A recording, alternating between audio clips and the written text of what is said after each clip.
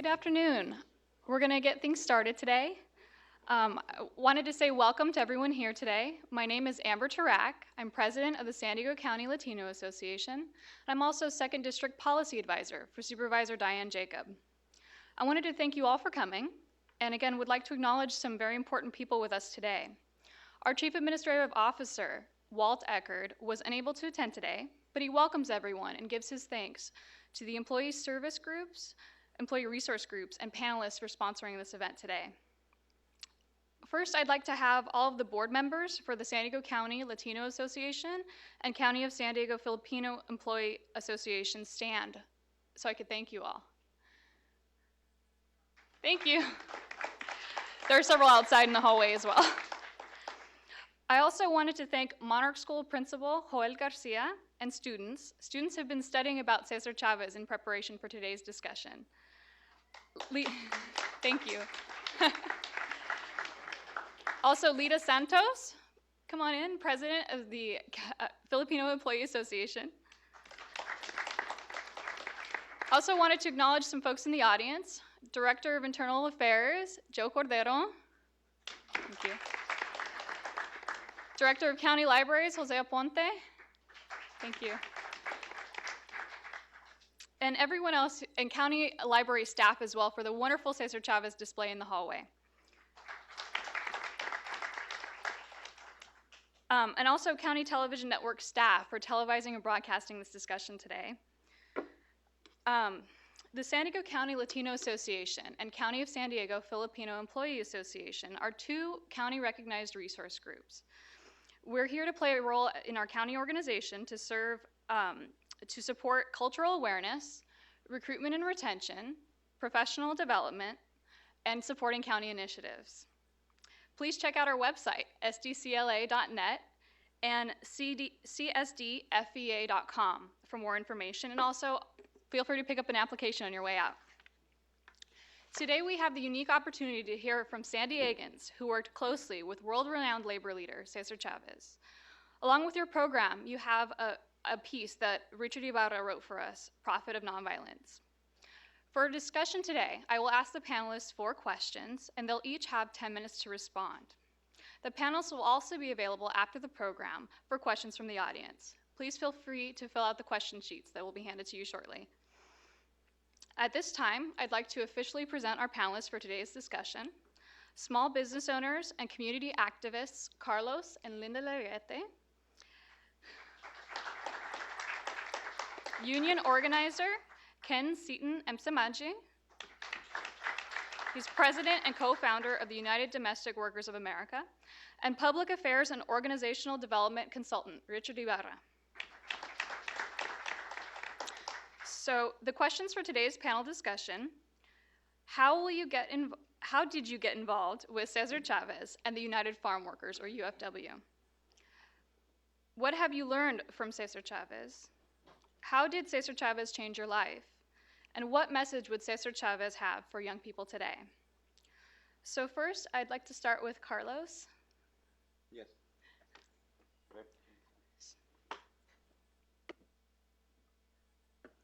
I guess you can hear up there. So, well, first let me say that I'm very happy to be here. It's great to be celebrating Cesar's birthday, and also to have started back in 1966 working with Cesar, both my wife Linda and I, and still to have the opportunity today to be upright with a faint pulse. I think I'm very, very blessed to have the opportunities in my life to, learn and to put forth and to pass on the lessons that we did learn from César Chávez. And so the first question again, I'm supposed to answer the first question? How did you get involved with César Chávez and the United Farm Workers? We have 10 minutes to do 4 questions, or 10 minutes per question? 10 minutes for 4 questions, wow. Okay, just quickly, Linda and I had just married. We're community college students at Mesa, and we were involved with an organization that was more of a social organization, community service type organization, and but it wasn't enough. There was a war that was going on in Vietnam, the whole civil rights issues, and we wanted something that was more political. So our advisor to the social club, many of you may know her, Gracia Molina de Pic, said, well, why don't you try this other organization? So we went in the other organization, which was an organization called San Diegans for la Huelga, which was San Diegans for the strike. And what it was a support committee for the striking farm workers in Delano, because the strike had begun in September 1965, and so we were in 1966. And so that's how we started taking caravans of support up to Delano, which is about 280 miles from here, 290 miles from San Diego. So we would take students because we were students, and we also used the strike, the farm workers' strike, as a vehicle to organize our Maya chapter, which was Mexican American Youth Association. We started that, and that was the precursor to the Mechas, as you see them today. And so we used the strike to organize and recruit individuals to become part of Maya, at the same time assisting the striking farm workers and meeting Cesar Chavez and those troublemakers, quite a few troublemakers that surrounded Cesar Chavez, good troublemakers. And so that was 1966 when we started. So the only thing I'll add to that is that when on one of the caravans that we went on, where we were part of a statewide coalition of young college students, which, by the way, Cesar adored young college students because they were young and fresh and compassionate and willing to and had the time to work on the issues that were so important to many of us at that time. But on the one caravan that we went to Delano to take food and clothing to the striking farm workers was sort of a pivotal moment in my life and both of our lives. We left that meeting in Delano kind of for different reasons. I mean, I was awestruck by the presence, honestly, of Cesar Chavez. When we went there there must have been, I don't know, Richard, you were probably there as well, maybe, 400 or so students from up and down the state of California. It was very, very powerful and very, very alive with just positive energy. And so I remember that we had all taken the items up. We were all greeted by the Filipino brothers who, this was at Filipino Hall in Delano, and the Filipino brothers always had big pots of something cooking in the back, and lots of, some kind of a stew and a soup and white rice and dark black coffee with pet milk to put in your dark black coffee. And I don't know, there was something just so magical about it. So when the students got together, Cesar was going to come out and make a presentation. He was introduced by this tall white guy named Jim Drake. And so it was pretty impressive to see this tall white guy walking out with this short little dark Mexican guy like right behind him. And for me, that was kind of like just the visual part of that was something. And then, I'd heard about Cesar Chavez through my father, who was a union man, who talked about the work that Cesar Chavez was doing. And when Cesar spoke to the students about what was happening to farm workers, it was just, when Carlos and I drove home that evening, we decided that we were going to volunteer our summer working for the United Farm Workers, and that summer turned out to be 10 years. And so like many of us in this panel, maybe some of you out there, and certainly lots of people across this state and this nation worked with the United Farm Workers for room and board and $5 a week at that time. Hello, is this thing on? Okay. Thank you very much for putting on this program. This is an excellent thing to do, totally consistent with the life and legacy of Cesar. I'd like to thank Joe and all of the people that worked to put this together, the Monarch people. I got a couple new nephews and one new niece, Savannah, David, and Omar. And this is a wonderful thing.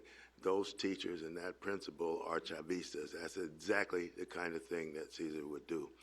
I met Cesar because of this young man here, Richard Ybarra.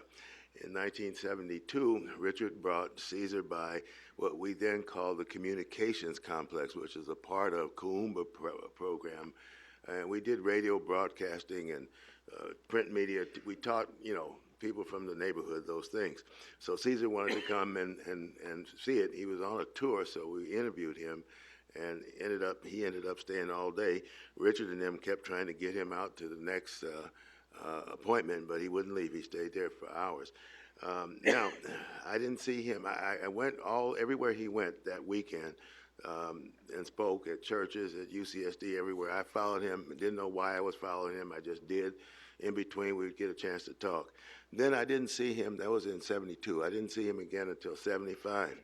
And we were marching through National City. A brother named Rivera had been killed by the police, and so we were marching in protest. We get to this church. Church is filled with hundreds of people, and the guy that was emceeing said, "We have a long program, but we have a special guest, so stand up, take a break, don't go anywhere, just stretch, turn around, and say hello to the person next to you and behind you." And lo and behold, right directly in front of me was Cesar. I didn't know it. He turned around and looked at me like it was just yesterday. "Hey, Brother Ken, how have you been?"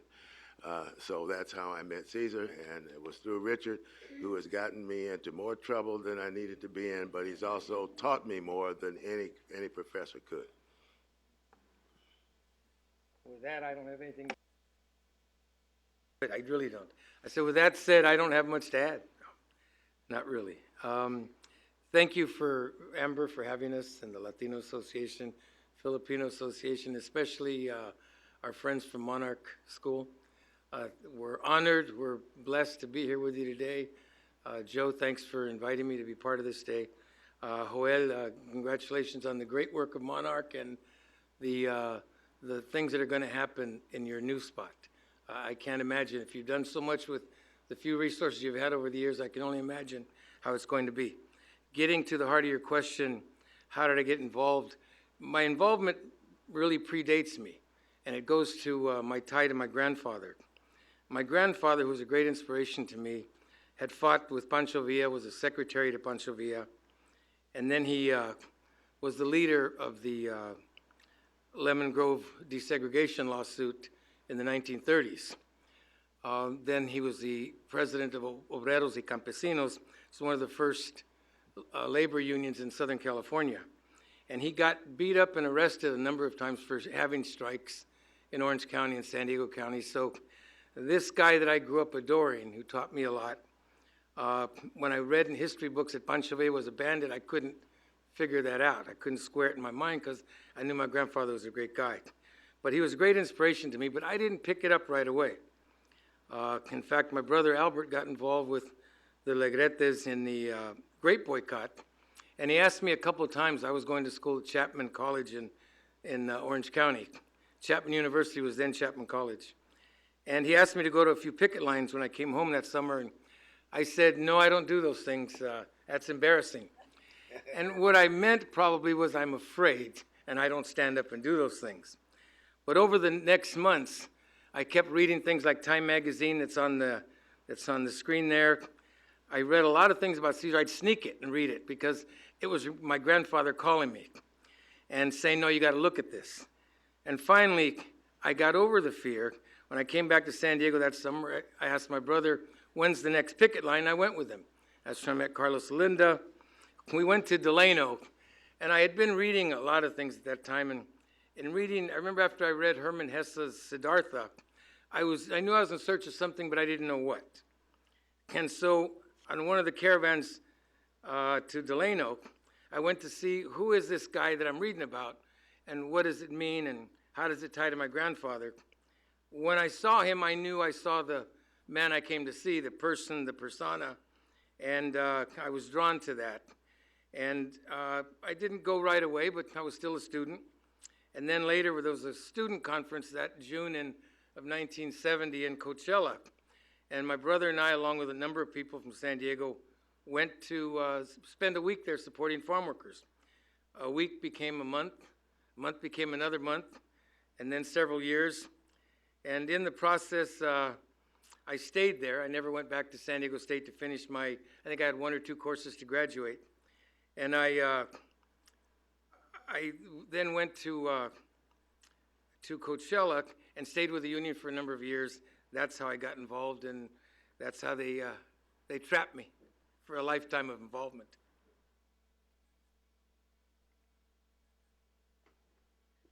So, what message would Cesar Chavez have for young people today?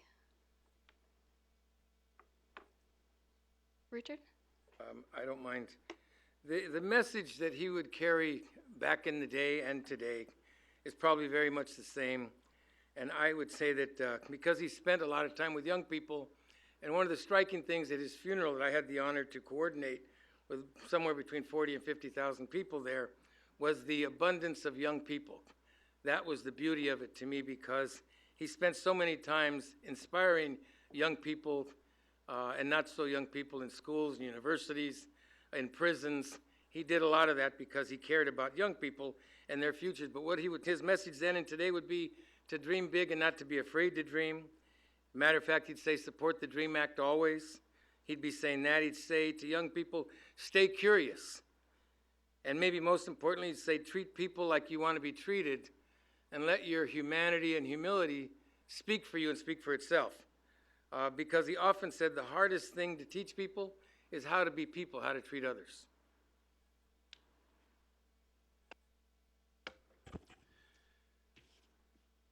You know, Cesar was usually called a labor leader, but what he was also was a civil and human rights leader. He participated in as many civil rights actions across this country as most of the civil rights leaders did.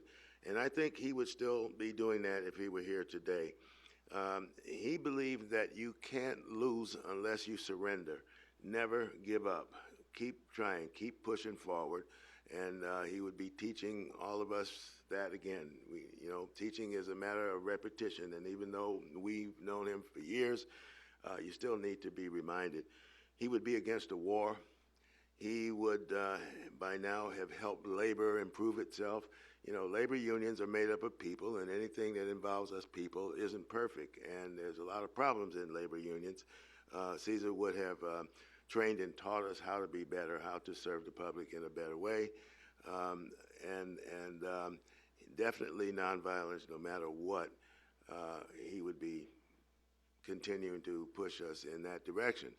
I think if he were here today, he would love the students at Monarch School and the teacher and the principals there, because that is exactly what he was fighting. That was you are exactly what his vision was when he started all this work years ago, and he would definitely be involved with you.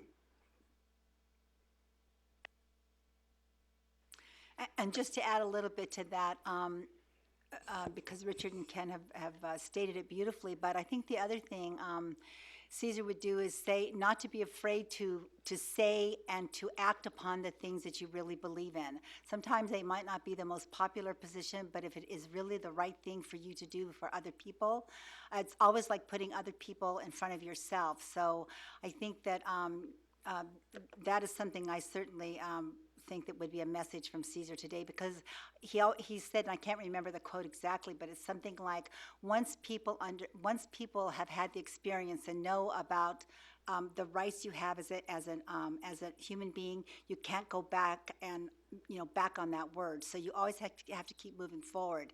And I think that I can just sum it up by saying that one of our little Chavistas, they're students who work with us who are proud to call themselves Chavistas. They're kids who work with the Cesar Chavez service clubs. But one of the best ways to exemplify the kinds of things that Cesar has taught us and the message that he would leave with us today, like I said, is to fight for something that you believe in. And one of our little Chavistas it wasn't from Monarch, I hate to tell you that, guys, but it would be like a student from Monarch. he was running for president for one of our Cesar Chavez service clubs, and without anybody knowing what the speech was going to be about, we teach them about writing a persuasive speech and, you know, how to be involved in their club. And this little young Chavista, he's a sixth grader at Wilson Middle School, wrote his speech on his presidency, and his platform was no teacher layoffs, to rescind pink slips. And so we're all sitting there thinking, well, where did this sort of came out from the blue in terms of a specific platform. And right after that, the students, these are like little sixth graders, they're all like 4.0 students at Wilson, they authored a petition, which is a lot of work that we used to do, nonviolence, making change nonviolently. They authored a petition, and this coming week, these little sixth grade Chavistas are going to go around their school asking their fellow students to sign this petition. And so I think, you know, they're like living the message that Cesar would have said is to stand up and make change in the things that you believe in.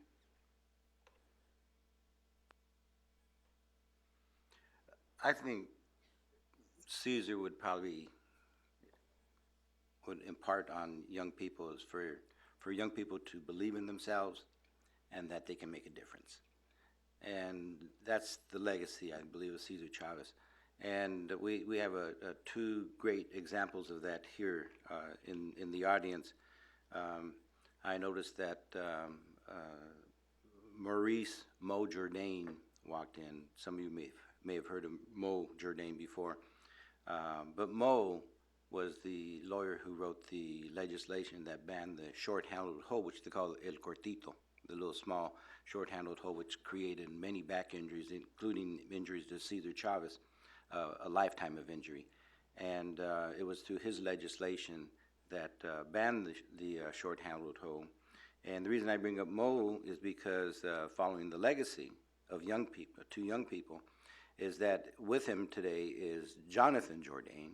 And Jonathan Jourdain was a founding member of our Cesar Chavez Service Club at Point Loma High School, where he was the president.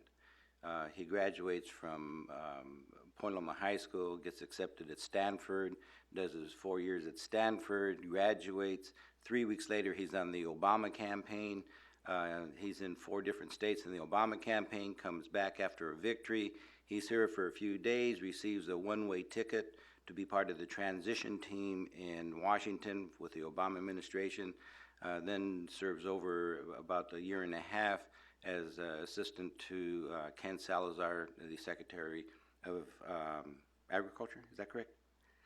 Interior, and leaves that, and now has taken all his tests to become an attorney, an aspiring attorney, to represent individuals who need representation, basically low-income individuals, and that would be Jonathan Jourdain. So I believe that's the legacy, because it has gone from senior. Thank you.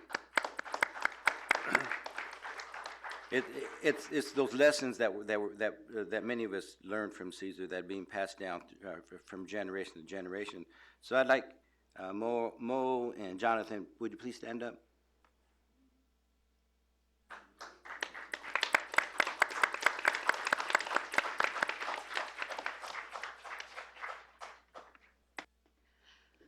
I had the pleasure of being able to speak with Linda prior to our panel discussion today, and she shared with us something very personal, that Cesar was a very humble man, and that he, you know, of course, would have worked or volunteered on his birthday. So I'm so grateful that you know, we have 4 San Diegans here who worked side by side with Cesar Chavez. Can you share one of the most, you know, moving or inspirational experiences that you had in working side by side with Cesar Chavez? Let me take a quick shot at that one, in that sense, because I'm going to talk about nonviolence. You know, the backbone of the farm worker movement was nonviolence, is nonviolence, and that takes us back to a time of a very, very troubled time in terms of the farm workers. When contracts were stolen away from the United Farm Workers Union, there was a big strike in Coachella. And Richard and I traveled with Cesar extensively at that time, along with a lot of security behind us. But the types. I mean, this is where you really learn nonviolence, because there was an opposing union who came in and stole the contracts. And what I mean by stealing the contracts is not one of the workers, and these were all contracts where the Farm Workers Union were representing the workers, and the growers felt that it would be better to have another union come in to represent those workers, because they didn't want them being represented by the United Farm Workers Union, because we were the union, right? And we didn't take too much of their guff, and we were very strong and very persistent and very militant against many of those growers. And so they wanted a change, because they felt that they couldn't do too much with us because we wouldn't let them. And the other union basically rolled over and said, "No, hey, don't worry about it on that. Just let us represent your workers, and everything will be cool." And so there was a big strike that took place. And the other union brought in these huge goons. When I talk about goons, I mean these were goons. We call them the guerrillas. And they had to be 6'5", 6'6", 300 pounds each, 350 pounds each. To give you an idea of how oblivious they were to public scrutiny, is they grabbed one of our priests, Father Banks, in a coffee shop in public view. Two of those goons held him back, and one 6'5", 320 pound, his name was Mike Falco, if I remember correctly his name, and smashed him in the nose in full public view. It didn't matter, right? So, and the reason I say that, that's the type of individuals that were, 3 feet, 5 feet from us on a picket line, right? And the picket line now, it's not like picketing on the beach here in California, in San Diego. You're in the valley town. It's probably 105 degrees on the picket line. The sand is blowing. You have a helicopter up in the air, CHP helicopters, and then you have all the, there's probably 50, 60 sheriffs on the picket line, and then you have all these insults coming our way from the opposing goons that were there, and but not once did Caesar let them get to him. And it would have been easy for 99% of the people to get to, because in Latino culture, Mexican culture, you can talk about my dad, but don't talk about my mom. And they would hurl insults. And not once did he break. And I learned that if that man can do that without violence, then it was a true lesson for me. Thanks, Carlos.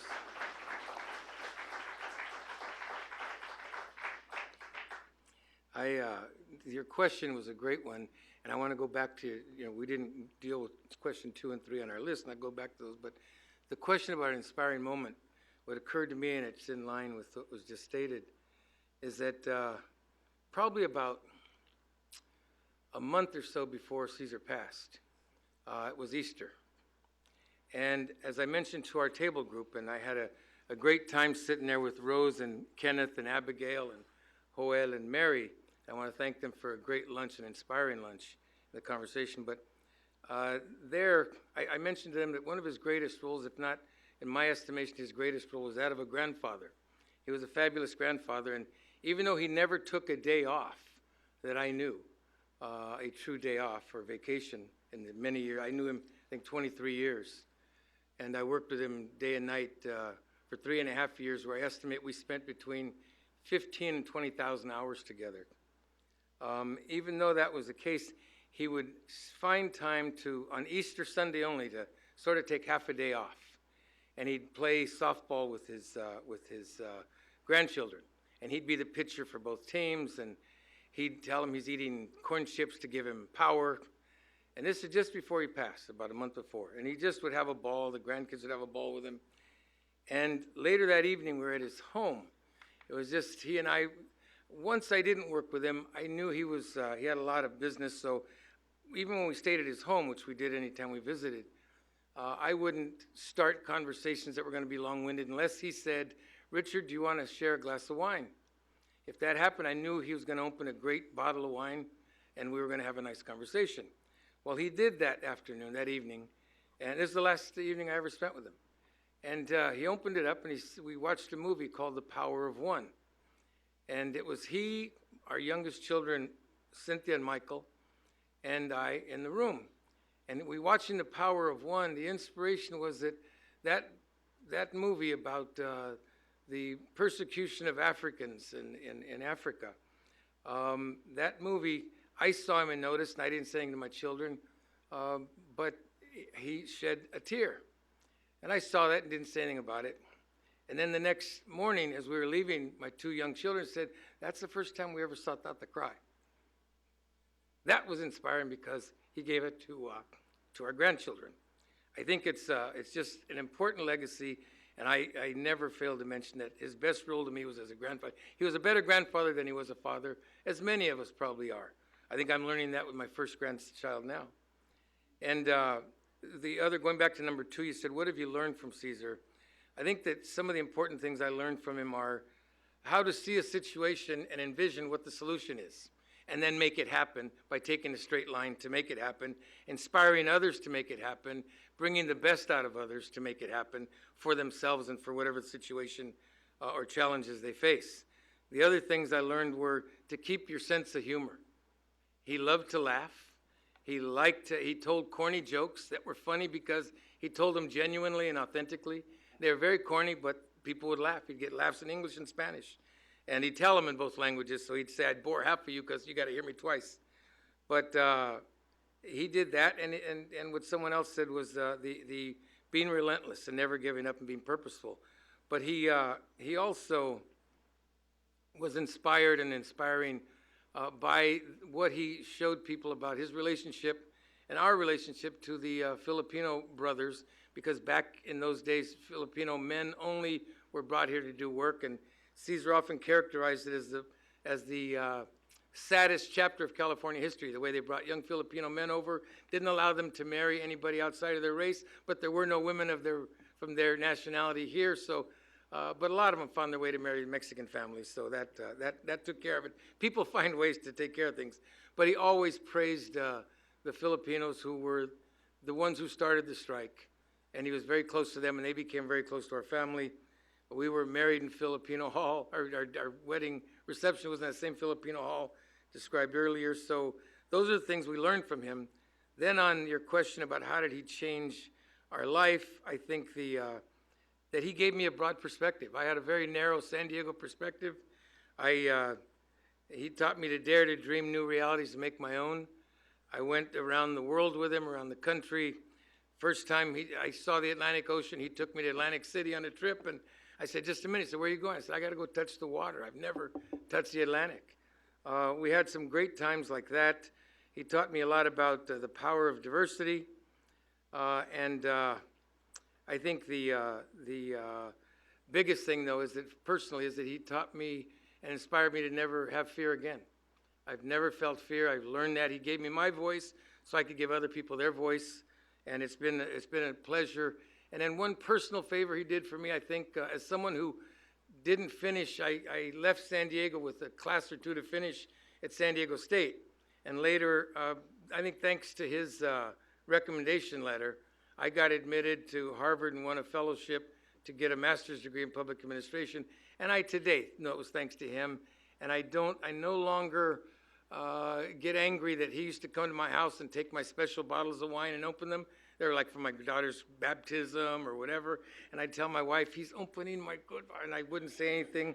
But I think I honored him the morning after we buried him by going about 5 in the morning. I went over to his gravesite the morning afterwards, and I took one of his great bottles of wine out of his house. And I walked over, and he and I shared that bottle of wine at 5 in the morning, and it was a great special blessing to me.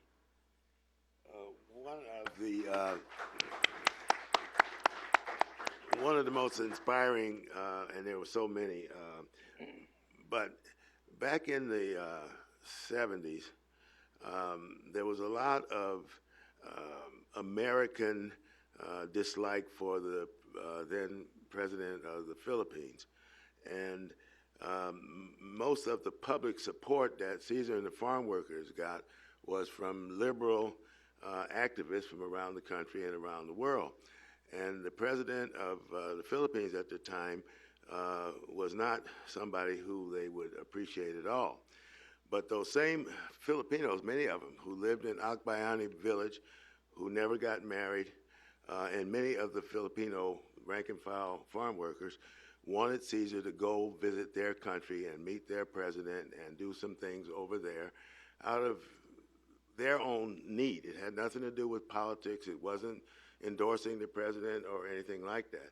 Anyway, people were threatening Cesar to withdraw their support and withdraw their contributions and all these threats that they were going to do if he went to the Philippines while Marcos was there.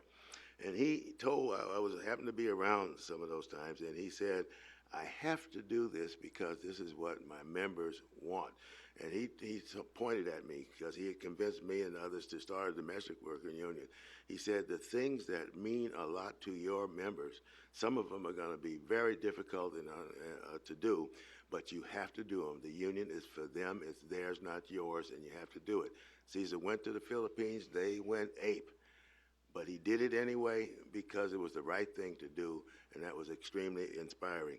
The other thing is, and I'd like, where's Fahadi? Fahadi Jeffers, would you stand up? My wife, she might be upstairs. Oh, there she is. She is the co-founder of United Domestic Workers of America. We founded and built and ran that its first 29 years until June of 2005. It was Cesar's idea. He recruited us. He convinced us. Everybody we knew said it's impossible to do because they had all these reasons why domestic workers and home care workers couldn't be organized. He told us it's going to take your whole life, so if you aren't prepared to do that, then don't start. But we did, and we started, and it was next to impossible. Those people were correct. There was nothing that labor could do because everything in the home care industry was different, so there wasn't anything we could follow. We had to invent it ourselves, all of it. Right here in this room with her boss, Diane Jacob, and the same members of the Board of Supervisors right now, 20 years later, when we finally got a collective bargaining law passed for home care workers, the counties had to implement it. There was 14,000 home care workers in San Diego County at the time, and San Diego was the first county in this state to implement that law and to actually actively get involved in collective bargaining. Cesar believed that because he wanted the poor people, the poor, working poor in the cities, the working poor in the fields to join together, to build their strength together and use it to improve their entire quality of life, not just wages and benefits on the job, but, you know, the neighborhoods, the schools, everything. And that was, he changed my life. Again, 29 years doing that. Don't regret a minute of it. It was the best thing and the richest life I could have ever had. And it's not over. We're still doing a lot of Chavista things. Linda, could I add something to Ken just for a second? Just want to add a little bit to the thing. The back to the trip to the Philippines, it was Andy Mutan, a vice president of the union, who pushed Cesar not to go visit Marcos. You had to get through Marcos, but to go visit the Farm Workers Union in the Philippines, and that was the addition on that. And then back to Ken and Fahadi and Akili and the work they started. There was, other than my children, and I'm blessed that Cesar brought me his daughter in some ways, and my grandchildren, my grandson, as well as our own 4 children. But one time in December 1970, I interviewed Cesar when I was writing for his newspaper. And this is before, long before I married his daughter. And I was interviewing him, and he told me that night, he said, had I failed with farm workers, I would have gone and organized domestic workers. And I asked him why. He said, because that's the only other large group of unorganized workers in America. So that was December 71. And so I didn't forget that. It stayed in the back of my mind.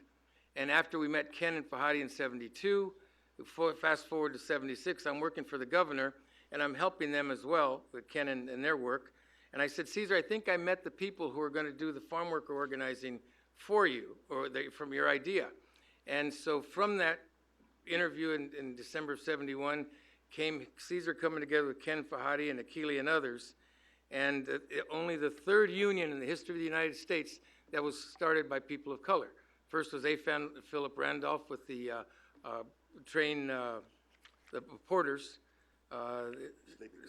sleeping car porters, then Cesar, and then Ken, Fahadi, and Akili, and others. So they deserve, today 1 million home care workers in this country are organized from the work they did. So thank you, brother. Linda, 1 second. Linda's mother, Lillian Jogoloff, was the first worker to sign a membership card in the United Domestic Workers of America in November 1978, her mother. Okay, so I'm going to, thank you. I'm just going to wrap this up because I know there's questions from the audience, so I'm going to just limit my little remarks to a minute since I conceded involuntarily to my two brothers here at my left a little bit of time. But I just want to tell you two really inspiring things for me personally, things that you won't read in history books.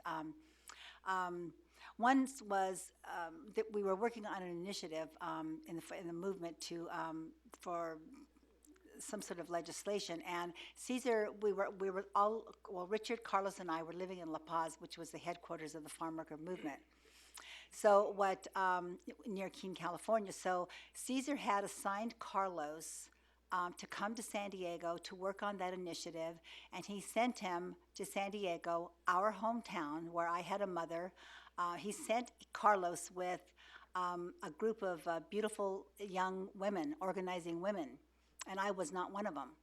So didn't set too well with me. So I'm thinking, okay, my handsome husband is going to go with these beautiful women to my hometown where I have a babysitter and I could work on this campaign.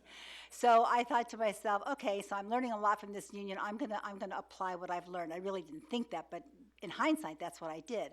So I went to Jerry Cohen, who is probably the best labor attorney in the United States or maybe even the world, asked him what would happen if I did this and what would Cesar think. And Jerry Cohen was fabulous. He said, well, he's going to get, pardon the language, girls, but he's going to get a little pissed off, but I think you should do it.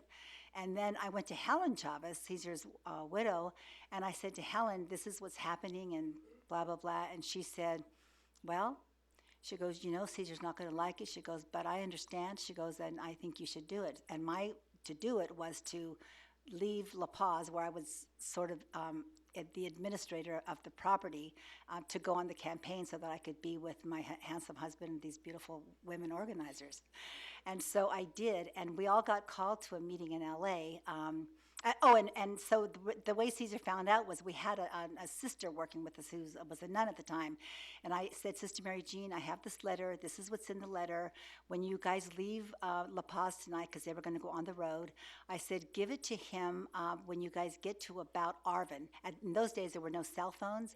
And Arvin was like a place where by the time they got there, they wouldn't be able to use anybody's phone because they always stayed with workers in their homes. So I knew that there was no way that, anybody could get, Cesar would read this letter and that's all that would happen. So I pulled a midnight special. After they left, I waited a couple of hours and my daughter and I left in the car so I could join my handsome husband and the beautiful women.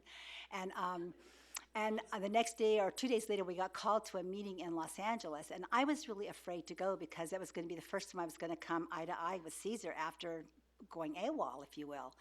And so we went to that meeting, and there's a big crowd of people, and Cesar's talking to the people. So let's say Joe's me. So here's Cesar, and so he's talking to everybody, and he kept going like this, and he kept looking right back at me. And I honestly was like dying in my side because I thought he was really going to get mad at me. After the meeting was over, we kind of broke up, and Cesar came up to me and he said, you did the right thing. And it was such an inspiring moment for me because I adored this man and I loved him and I respected him so, and I was defying one of his orders, and so it was just a great inspiring moment for me to know that he thought I had done the right thing.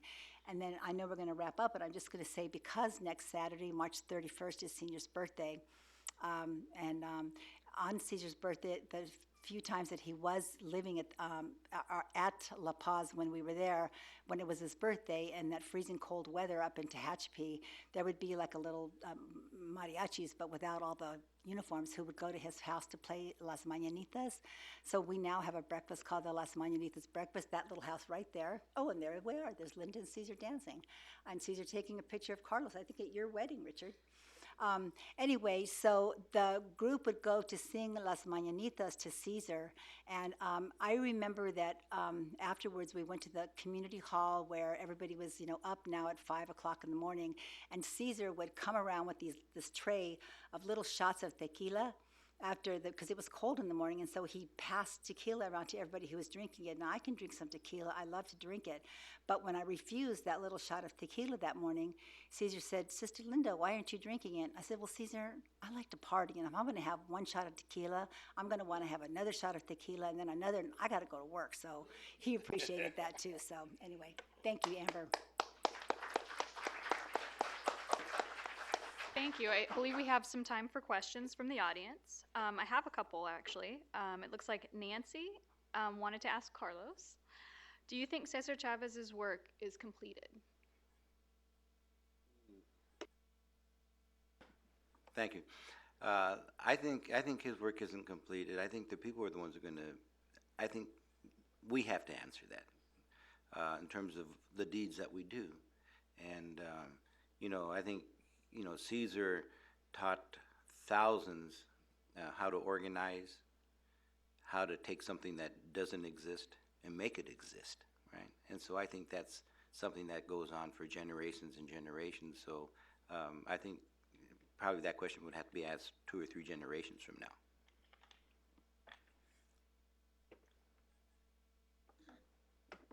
I'd like to ask Ken. Jasmine has the question, did Mr. Chávez only help Latinos? And how did it feel to work with different ethnic groups? Caesar worked with any and all human beings who wanted to organize and fight for justice for everybody. People call him a Latino leader or Chicano leader because he happened to be Mexican American. And most of the farm workers here in California were and are Latinos. Most of the farm workers in Florida, where UFW also represented, I think, 10,000 or more, most of them were black. Caesar was the first one to endorse Ron Dellums when he was running for Congress in 1972 in Oakland. He stood with even the Black Panthers. He denounced their violence, but he stood with them for what they were fighting for in public. I'm black. He chose me and Fahadi and Akili to start this domestic workers union, which was his life twin dream. So everybody is important. He refused to submit to racism in any form. One time after a big campaign, they all went back to La Paz to debrief. It took several days. There were hundreds of organizers there. And so Caesar and I was at his kitchen table. That's where most of the time when I was up there, he would teach me, would be right at his kitchen table. So he said, let's go over to the meeting. So we walked over to this big meeting. It was packed. And so Caesar climbed in the back window so they wouldn't know he was there. It was packed. And they, other than the ones right there, he told them, so we climb in this back window. And they're saying, well, we should have sent some blacks to go talk to them. And we should have sent Latinos, not whites, to go talk to them. So finally it got to a point where Caesar couldn't take it anymore. And he got up and said, look, when you have to be black to talk to blacks, or white to talk to whites, or Latino to talk to Latinos, it's the end of the world and we're all gone anyway. You have to never, ever do anything that would allow you to think that you're better than somebody else because you're different than somebody else. Just a one sentence, just to follow that up, is that none of that stuff mattered to Caesar. What mattered to Caesar was, can you do the job? And if you can do the job, it's yours. Let me just add something that might help on that question as well. Caesar used to always make it a point to say that it's always about people, never about race. And I just happened to bring with me, I thought we'd be in a smaller area that we could pass around, but a very brief statement with his handwritten notes, that one of the few documents I ever saved in my travels with him. But it's a note, he was, in 1974, he was the first recipient of the Martin Luther King Jr. Peace Prize in Atlanta, Georgia.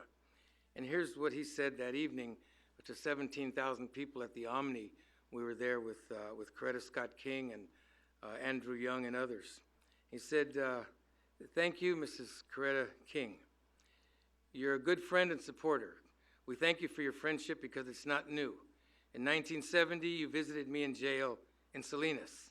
In 1972, you visited me during my fast in Arizona. In 1973, you visited our headquarters. I accept this Martin Luther King Jr. Nonviolent Peace Prize on behalf of the farm workers to whom his life and his memory has been and is a great inspiration. It has sustained us in our struggle in the past. It will continue to sustain us in the struggle that faces us in the future. Thank you. And that was his statement that night, and it was Andrew Young, in introducing him, who said that Caesar was the living heir of Dr. Martin Luther King as a champion of nonviolence in America. So always about, there were members and staff from every persuasion, and the smallest number of $5 a week volunteers were actually Latinos. So please, let's remember that.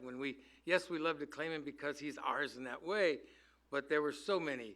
I traveled with him where most of our audiences were never Latino. There were maybe 1% Latinos in the audiences from labor, from churches, from synagogues, temples, all over the world.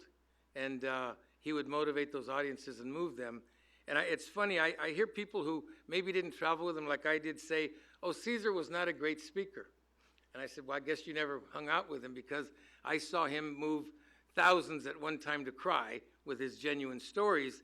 I saw him move professionals, doctors, lawyers, and others to leave that room and volunteer for $5 a week to come work with him, room to board. You have to be a powerful speaker to convince anybody to do that. So I usually differ with some people on that regard.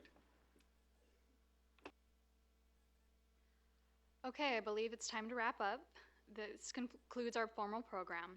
I wanted to thank our panelists today for such a thought-provoking and insightful discussion. Again, thank you to these 4 San Diegans who worked side by side, hand in hand with César Chávez.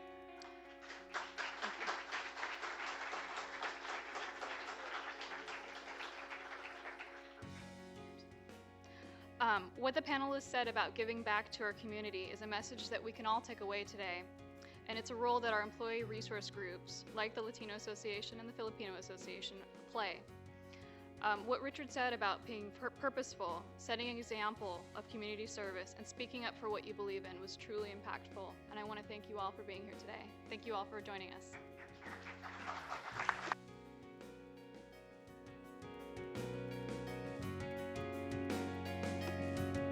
Monarch students, if you could please come down.